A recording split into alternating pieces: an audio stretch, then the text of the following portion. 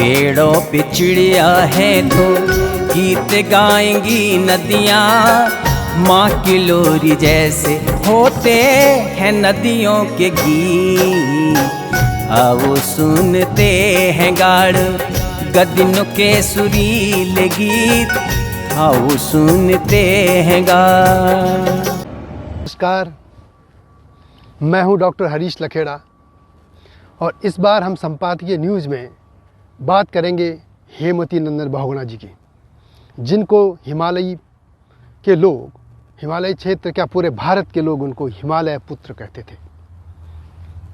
बहुगुणा जी आज हमारे बीच नहीं हैं, लेकिन उनकी प्रासंगिकता लगातार बनी हुई है। आज उनको इसलिए याद कर रहा हूं कि उत्तराखंड विधानसभा के चुनाव होने जा रहे हैं। उत्तराखंडी क्या उत्तर प्रदेश में भी हैं, पंजाब में भी हैं, गोवा भी हैं, आदि भी। और सिर्फ उत्तराखंडी नहीं, पूरे भारत के नेताओं को बहुगुणा जी से कुछ सीखना चाहिए।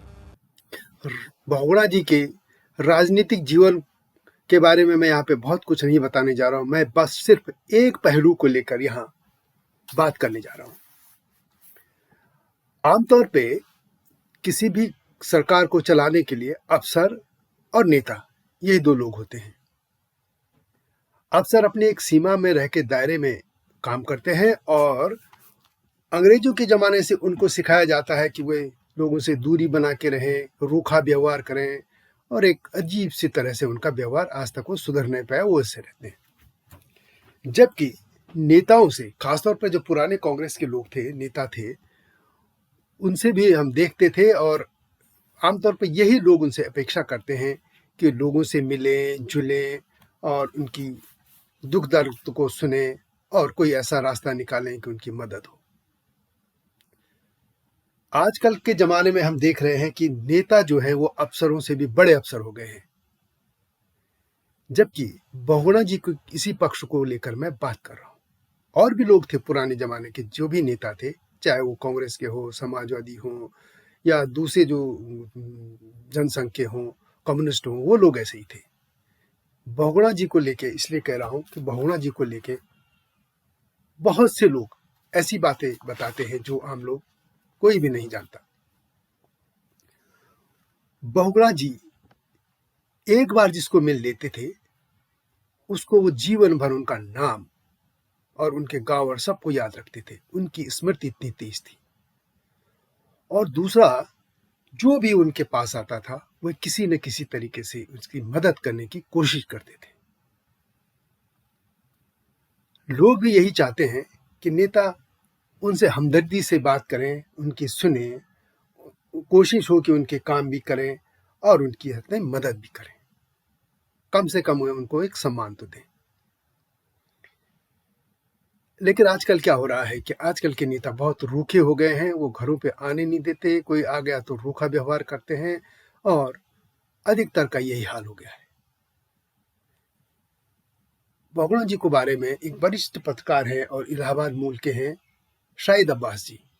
वो बहुगुणा जी से जुड़े हुए रहे हैं और हम जरा उनकी बात सुन लेते हैं कि वो बहुगुणा जी को लेके क्या कहते हैं। इसके बारे में मैं क्या कहूँ। बहुगुणा जी इलाहाबाद में उनसे बड़ा कोई नेता, इलाहाबाद मतलब यूपी के तो थे ही थे, इलाहाबाद के लेवल पे उनसे बड़ा कोई नेता नहीं था। इलाहाबाद की जो ओरिजिनल फैमिलीज हैं, कोई ऐसी फैमिली नहीं जिससे उनका डायरेक्ट मतलब पारिवारिक संबंध ना हो। हमारे फैमिली से, क्योंकि मेरे फादर बहुत पहले से ही फ्रीडम फाइटर थे और वो इलाहाबाद यूनिवर्सिटी में भी उनकी नेतागिरी थी। और बहुगुणा जी भी उनसे तो जो एज में छोटे थे, वो मेरे चाचा सरदार एहसान के साथ कॉन्टेम्परेरी थे। और जब बहुगुणा जी वहाँ इलाहाबाद यूनिवर्सिटी में थे तो मेरे चाचा भी यूनियन में सेक्रेटरी बने थे। तो ये एक पारिवारिक वो थी। और एक एनुअल हमारे घर पे डिनर होता था। बहुगुणा जी अक्सर हमारे घर पे डिनर पे आया करते थे। सरदार एहसान जो हमारे चाचा थे, उनका डिनर होता था। इसके अलावा बहुगुणा जी का ने जब भी वो मिनिस्टर रहे या चीफ मिनिस्टर रहे, कोई ऐसा परिवार इलाहाबाद का नहीं था जिसके फैमिली, हर फैमिली के किसी न किसी मेंबर को कभी न कभी किसी न किसी वक्त पे कोई ना कोई उन्होंने ऑब्लिगेशन जरूर दिया है। ऐसा कोई नहीं। यहाँ तक कि मैं तो ये भी कहूँगा कि हमारे घर में भी उन्होंने मेरे एक चाचा को, तो वो बहुत बड़ा मतलब ये कि उनकी लाइफ बन गई उन्हीं के एहसान से।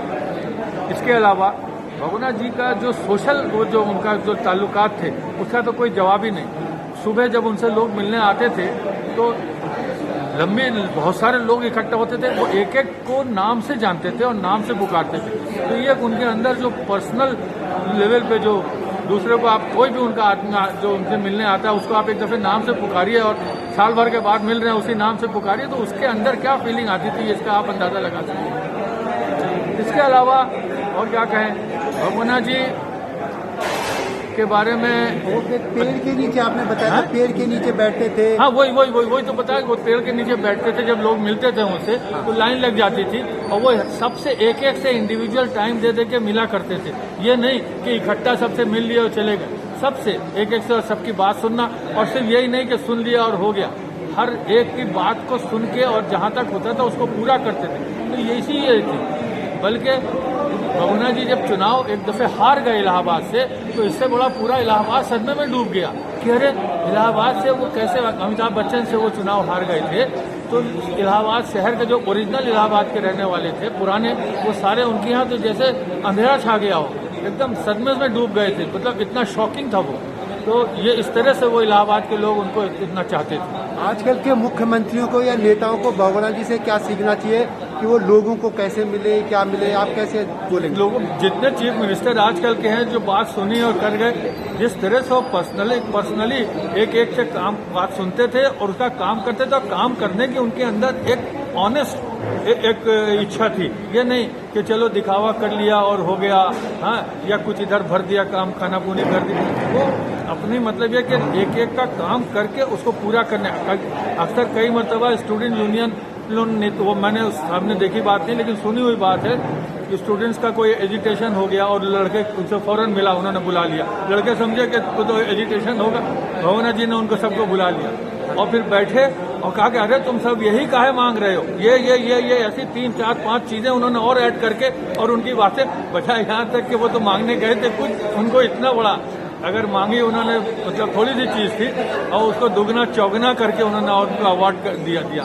इस तरह के उनके एक कनेक्शन थे या उनके संबंध, इस तरह की उनके अंदर भावना थी और ये उनका वो पॉलिटिकल वो था। तो जाहिर है कि इलाहाबाद के लोग उनको जिस तरह से प्यार करते थे और पूरे यूपी उनके लिए जो एक दफे, और मैं अगर उसमें एक किस्सा और है जो भी सुना हुआ है, अपने बाप चाचा से सुना हुआ है कि जब वो दिल्ली में थे और कांग्रेस पार्टी का जो टिकट सीकर जो थे इलेक्शन लड़ने के लिए, उनको कांग्रेस पार्टी से पैसे भी मिलते थे चुनाव लड़ने के लिए, तो वो पैसों में से कभी कुछ कम बेसी हो जाए तो वो सीताराम केसरी जी थे, उनके पास से सारा सब कुछ क्लियर होके आता था। तो गड्डी में से पैसे कम हो तो कई दफे कई आए और भगोना जी से उन्होंने कंप्लेंट की कि अरे देखिए ये 100 की गड्डी है, उसमें 100 की गड्डी है और इसमें 4 नोट कम है। तो भगोना जी मुस्कुरा के यही कहते थे कि न खाता न बही, जो कहे केसरी वही सही। बहुगुणा जी को लेकर एक किस्सा और प्रचलन में है। वे मुख्यमंत्री थे और उसी दौरान पुलिस ने ऑटो पे कुछ यात्रियों के बैठने की कुछ संख्या तय कर दी थी और इससे ऑटो वाले नाराज हो गए और उस सड़कों पर उतरने की उन्होंने चेतावनी दे दी थी। बहुगुणा जी घर से उतरे, निकले बाहर और वे ऑटो में बैठ गए। ऑटो में वो जब बैठे तो उन्होंने देखा कि जो पुलिस ने जितनी यात्री बैठने की सीमा पर बैन लगाया था, उतने लोग तो उसमें आसानी से बैठ सकते थे।